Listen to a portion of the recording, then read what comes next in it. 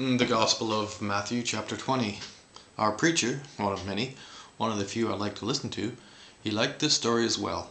Some guy hires workers throughout the day, and at the end of the day, all receive a day's wages.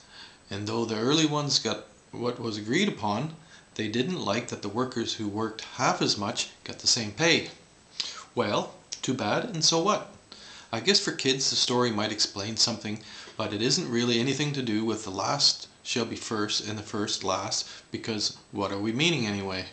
If we are all in the same boat, on the same planet, someone might have managed to accumulate power or whatever else there is. But fighting to be first of something loosely defined is also just distraction. April 1st, 2036, we might get hit by an asteroid. This knowledge simply puts most other things on the back burner. And we haven't even mentioned the disaster we call the Industrial Revolution. The Poison Revolution. Death cults. Always death cults in paradise. Jesus tells his disciples about the crucifixion plan. The grandmother of James and John come to petition Jesus, in the name of her sons, the thrones to the left and the right of Jesus, which shows she completely missed the point. And the other 10 got offered as if her nonsense offended. The other 10 got offended as if her nonsense had a bearing on real reality.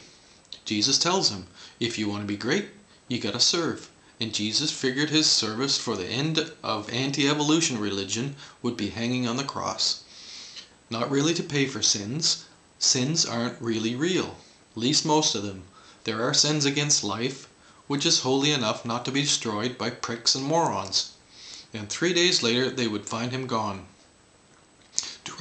To wrap up the chapter, Jesus Christ, the Messiah, the Jews, but not the Levites, thought they were waiting for and didn't think him worth whatever.